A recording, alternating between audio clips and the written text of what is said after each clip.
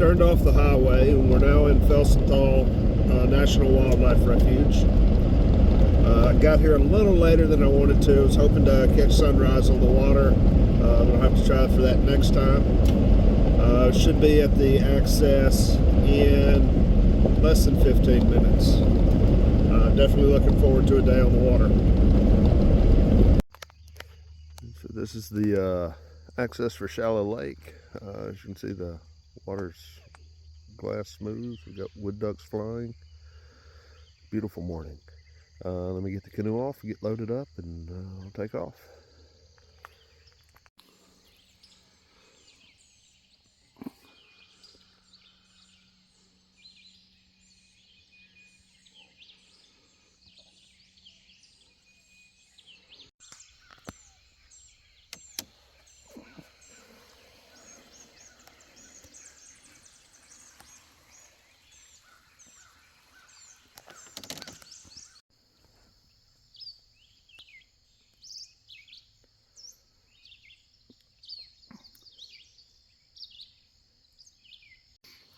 So the first section of this is mainly a channel that's been dredged. If you look behind me, you can see it's definitely man-made, but it's being overtaken by lilies and everything else. But we should be getting out to parts of the open break and Shallow Lake area that this is kind of named after. I've also discovered that if I'm going to do this, I'm going to need a GoPro or something, because having to stop paddling to film is getting irritating.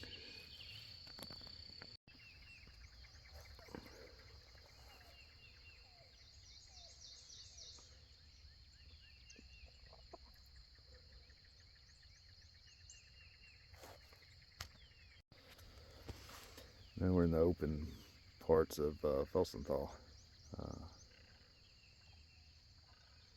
Here, and you can see where it's opening up. Water and trees in all directions. There's no markings on the trail, so you kind of have to navigate by landmarks and GPS. I'm hearing lots of bullfrogs, lots of birds. It's a beautiful morning. I think it will end up getting hot though.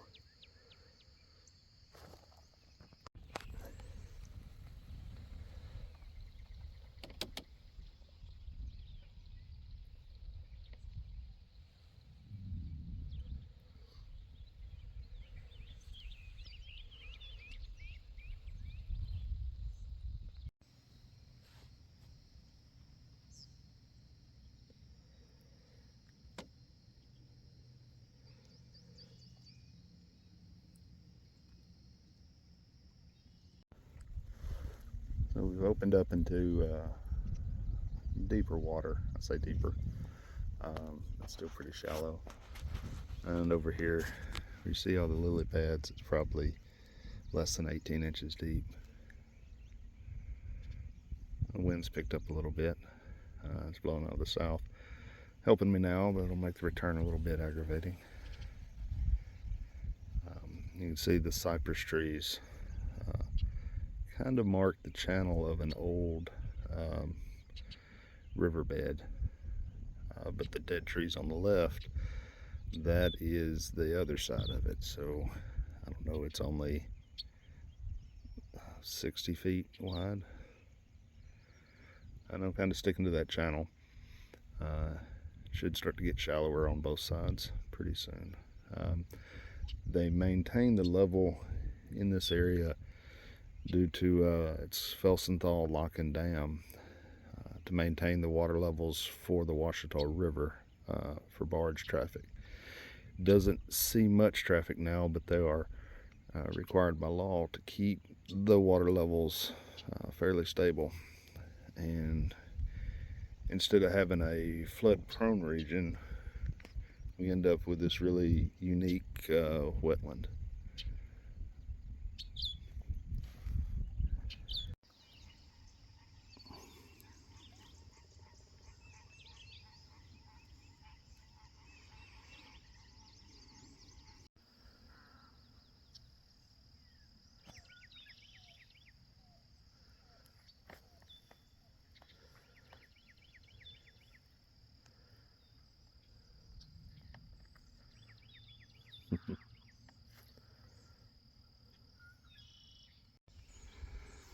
As we move north, we're hitting something that's more resembling a channel. It's still no current. And that's like the channel weaves in and out of this higher ground and then just breaks open into a huge open flat. So we're in the upper end of Shallow Lake, and it kind of goes around the corner there. Up ahead is, I think it's Deep Slough. And if we look there to the left is where it goes, but we're going to shoot on the right, which is part of the Deep Slough trail. So entering this part of the trail, definitely have an established bank on both sides. It looks more like a traditional bottomland hardwood forest. As we progress forward, the ground elevation should come up a little bit higher from water level, but still no real change in elevation on the water level because of the dam.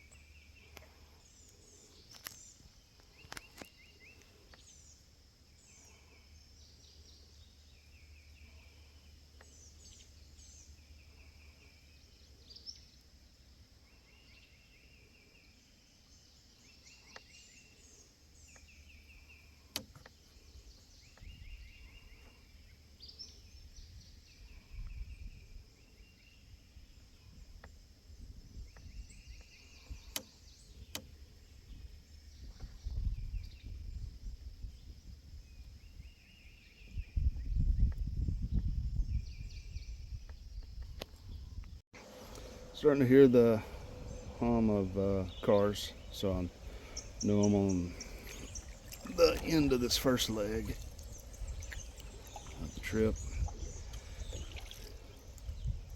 I think I've scared that heron probably 6 times. So when I get up to the highway, it's Highway 82, I believe. Probably gonna stop for a second, get out, stretch my legs.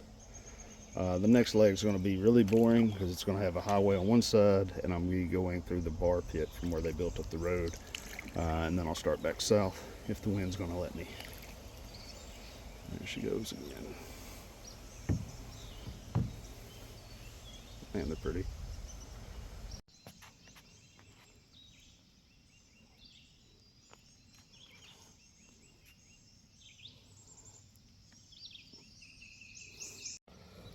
So this is the put-in for the Deep Slough Trail, the loop, and not much to see over there. It's just a concrete boat ramp. The trail has you going that direction. There's no way to get a boat through there. So when I took that trail the last time, I actually had to go under the bridge and go down to the next bridge and cross over. Worked great. Today I'm going to deviate off the trail, and we're going to go this direction down to the next bridge, and then we'll just say, for lack of a better term, bushwhack my way across the swamp. Not really bushwhacking, but forging my own path.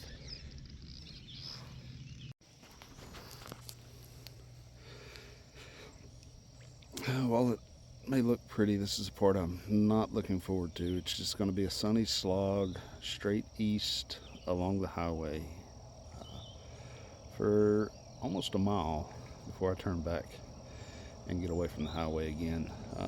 Those are the areas I'm wanting to explore. Not a man-made ditch. So with the bridge behind me, I've made it through the long boring section. Now I'm starting to head back south. got a headwind, so I'll be filming less. And yeah, just gonna fight it and enjoy the process.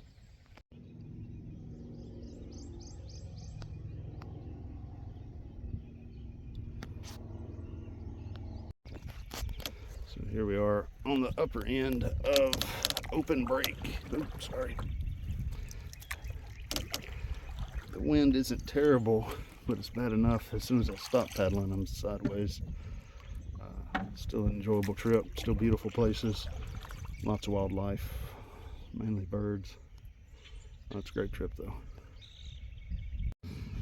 One of the things I really like about Felsenthal is these absolutely ancient, massive cypress trees, standing like sentinels guarding the entrance.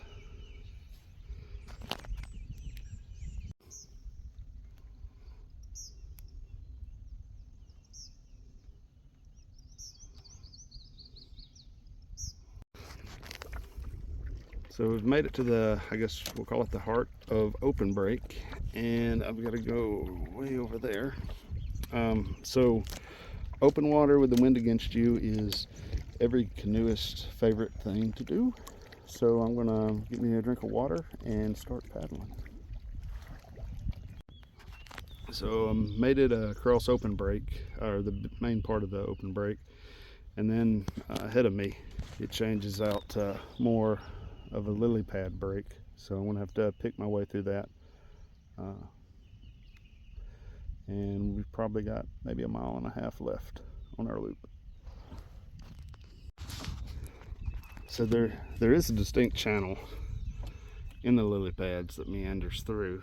I thought I was going to be paddling through that at first. It just doesn't take the most direct path to where I want to go, but I think it'll get me there. If the wind would lay down, this would be an easy paddle. I'm really having to fight through it. But right now, most of the wildlife I'm seeing is just me and herons. Still an amazing place.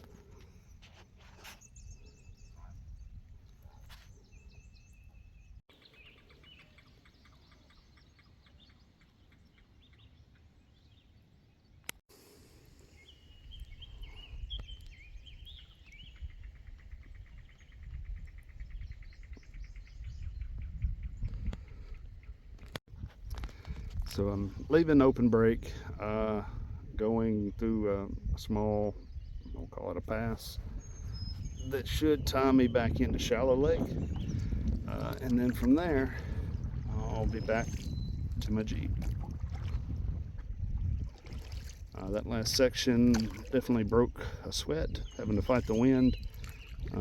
There were points where I could just barely get the canoe turned back into the wind. Definitely a lot of fun.